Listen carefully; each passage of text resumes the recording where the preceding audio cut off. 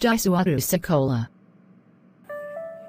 Assalamualaikum Pak Guru. Saat ini kita akan mempelajari pelajaran apa? Hari ini kita akan mempelajari pelajaran yang sangat menyenangkan, yaitu pelajaran PPKN. Selamat belajar anak-anak. Assalamualaikum warahmatullahi wabarakatuh. Salam sejahtera untuk kita semua. Anak-anak siswa-siswi kelas 7 SMP Negeri 47 Samarinda, dimanapun kalian berada.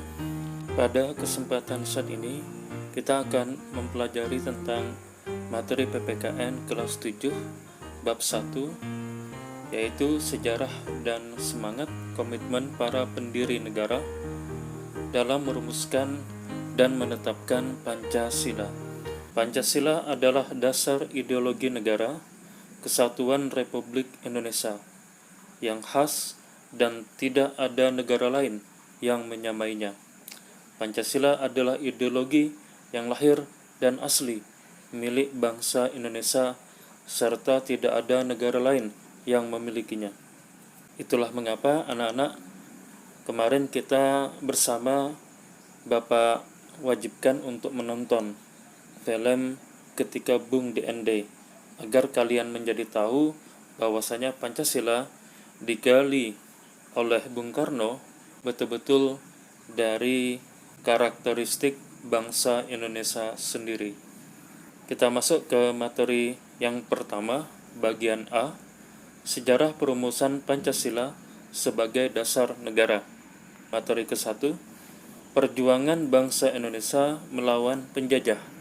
Perjalanan sejarah bangsa Indonesia di masa lalu selalu dihadapkan pada upaya Belanda yang mencoba menguasai bangsa Indonesia terus-menerus, tetapi tidak berhasil karena bangsa Indonesia terus berjuang untuk menghadapi penjajahan Belanda.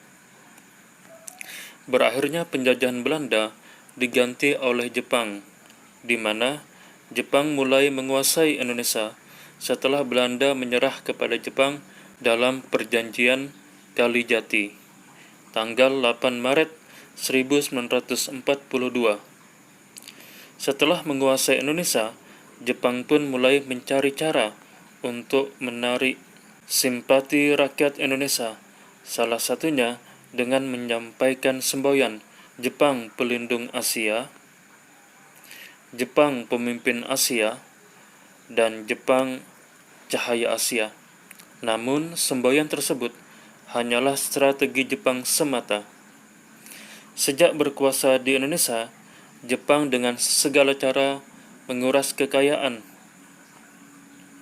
dan tenaga rakyat Indonesia sehingga menimbulkan kesengsaraan bagi rakyat Indonesia, seperti dengan memperkerjakan rakyat Indonesia sebagai romusa.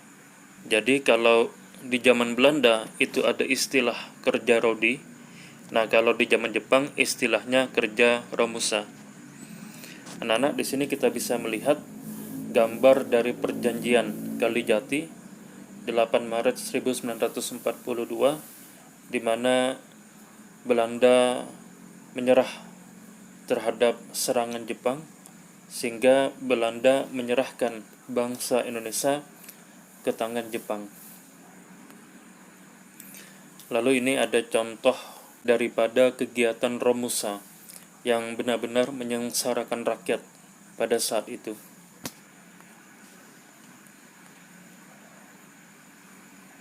Penderitaan dan kesengsaraan yang dialami oleh bangsa Indonesia tersebut tidak menyurutkan semangat bangsa Indonesia untuk meraih kemerdekaan. Berbagai upaya dilakukan oleh segenap rakyat Indonesia untuk mewujudkan kemerdekaan yang selama ini dicita-citakan. Ya, inilah anak-anak gambaran bagaimana suasana penderitaan rakyat pada saat itu dan suasana perjuangan rakyat dalam menghadapi penjajahan pada masa kolonisasi Jepang terhadap Indonesia. Tahukah kalian bagaimana proses perumusan Pancasila sebagai dasar negara. Proses penetapan Pancasila sebagai dasar negara tidak terlepas dari berdirinya Badan Penyelidik Usaha Persiapan Kemerdekaan Indonesia (BPUPKI), atau dalam bahasa Jepang, ada yang tahu anak-anak? Ya, Dakoritsu Junbi Chosakai. Pancasila telah melalui serangkaian proses yang panjang dan pemikiran dari para pendiri bangsa yang mendalam, sehingga dijadikan sebagai dasar negara. Kronologinya kira-kira sebagai berikut. 1 Maret 1945 diumumkan pembentukan Badan Penyelidik Usaha-Usaha Persiapan Kemerdekaan Indonesia sebagai janji kemerdekaan dari Jepang. Nah, ini anak-anak foto suasana pembentukan BPUPKI. Sidang BPUPKI pertama.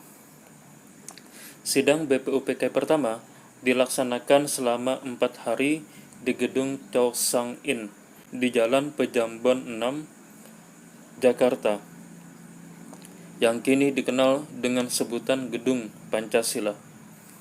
Pada zaman Belanda, gedung tersebut merupakan gedung Volksraad, lembaga Dewan Perwakilan Rakyat bentukan Belanda.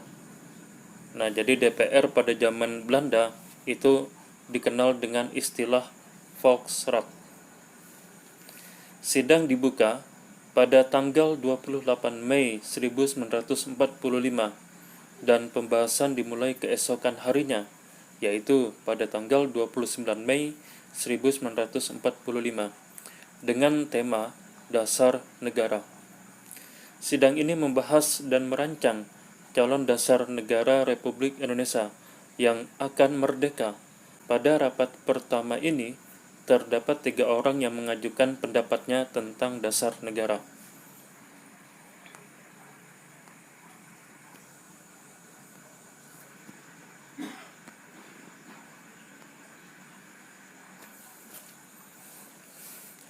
Nah, ini anak-anak foto Ketua BPUPKI, yaitu KRT Rajiman Widyo Diningrat. Beliau selaku ketua sidang menyatakan perlunya suatu dasar negara. Selanjutnya, beberapa anggota sidang menyampaikan pendapatnya tentang rumusan dasar negara. Pada tanggal 29 Mei 1945, Muhammad Yamin, ini foto Bapak Muhammad Yamin, beliau berpidato mengenai usulan dasar negara Indonesia yang terdiri dari 5 poin, yaitu sebagai berikut. 1. Pri kebangsaan. 2. Pri kemanusiaan. 3. Pri ketuhanan. 4. Pri kerakyatan. Yang kelima, kesejahteraan sosial. Ini paparan dari Bapak Muhammad Yamin.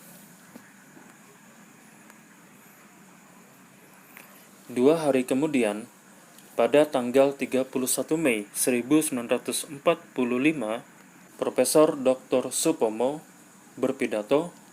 Menurut beliau, terdiri dari 5 unsur dasar yang akan merdeka, yaitu sebagai berikut. Nah, ini foto daripada Bapak Profesor Dr. Supomo. Nah, gagasan beliau yang pertama, persatuan. 2. Kekeluargaan. 3. Keseimbangan lahir dan batin. 4. Keadilan rakyat. 5. Musyawarah. Ini gagasan dari Bapak Profesor Dr. Supomo. Lalu yang terakhir, Insinyur Soekarno pada tanggal 1 Juni 1945, yang kemudian dikenal dengan hari lahirnya Pancasila, tanggal 1 Juni, anak-anak. Beliau mengajukan 5 asas dasar negara Indonesia yang dinamakan Pancasila. tentu setelah beliau menemukan Pancasila ketika beliau diasingkan di ND, sebagaimana kita telah menonton film Ketika Bung di ND, yaitu sebagai berikut. Yang pertama, gagasan beliau tentang dasar negara. Yang pertama, kebangsaan Indonesia. Kedua, internasionalisme atau pri-kemanusiaan. Tiga, mufakat atau demokrasi. Empat, kesejahteraan sosial.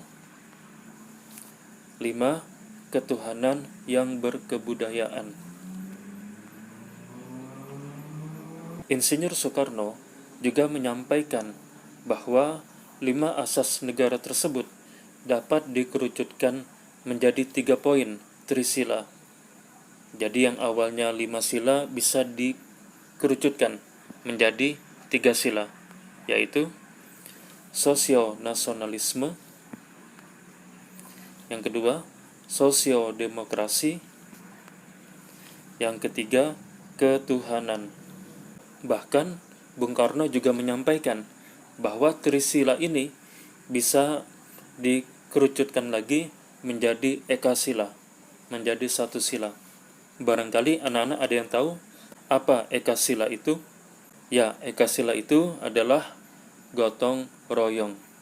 Pada akhir sidang pertama, tanggal 1 Juni 1945, BPUPKI membentuk Panitia 8 yang diketuai Insinyur Soekarno. Tugas utama panitia ini adalah mengumpulkan dan menggolongkan usul-usul yang diajukan oleh peserta sidang.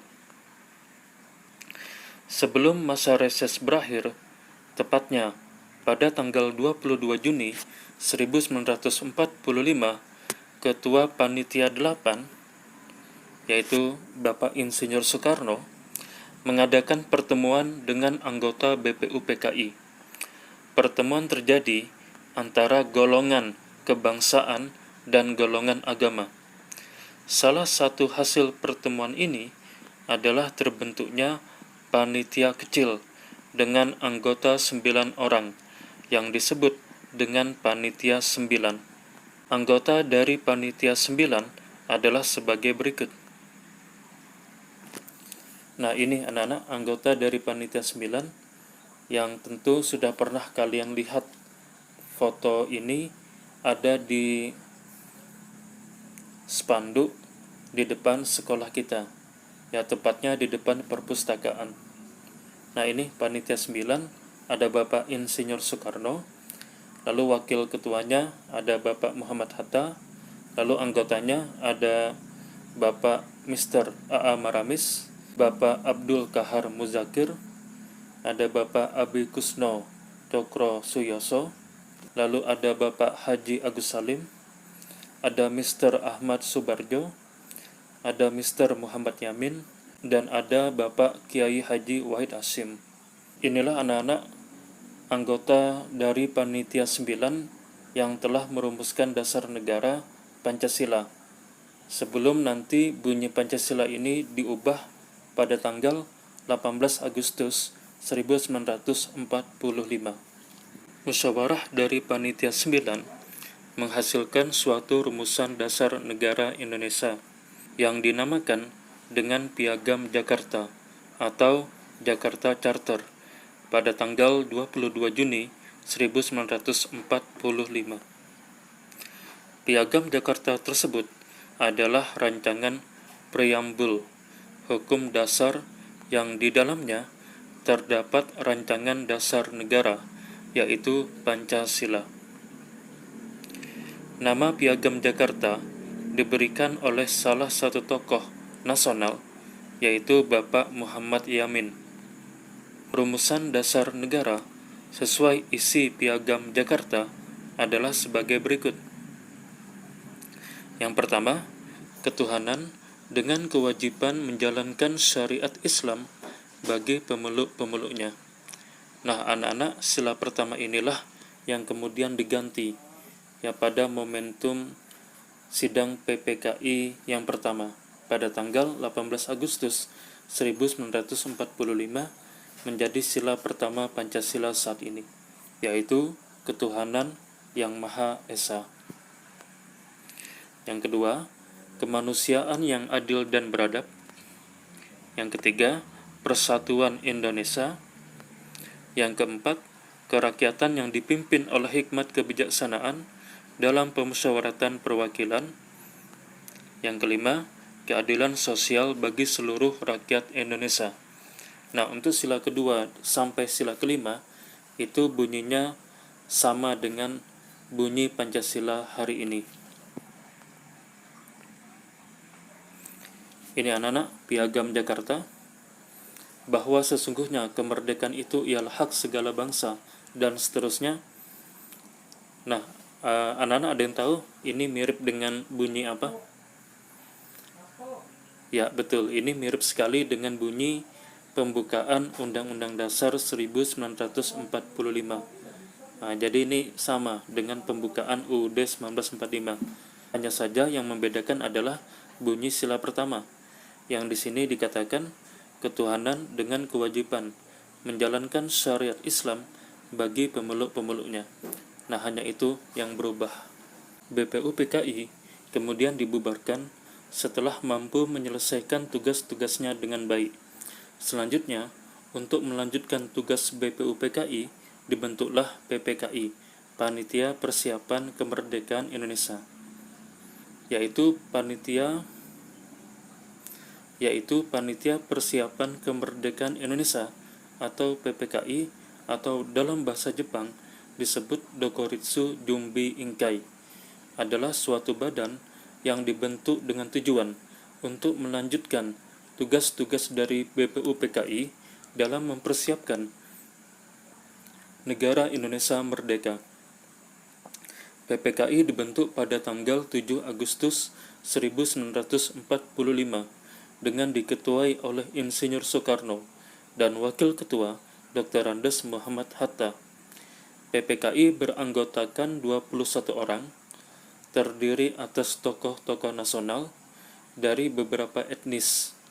Mereka adalah 12 orang asal Jawa, 3 orang asal Sumatera, 2 orang asal Sulawesi, 1 orang asal Kalimantan, 1 orang asal Sunda Kecil atau Nusa Tenggara, 1 orang asal Maluku, dan 1 orang etnis Tionghoa.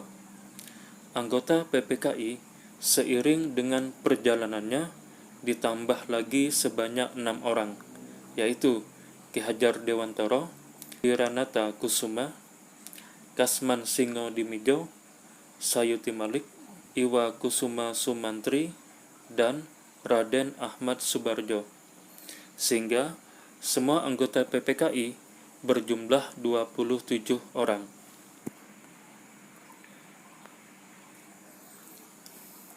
Baik anak-anak, demikianlah materi pembelajaran kita saat ini. Mohon maaf apabila ada kekurangan dan kehilapan. Terima kasih atas segala perhatian. Kita akhiri. Wassalamualaikum warahmatullahi wabarakatuh, dan salam sejahtera untuk kita semua.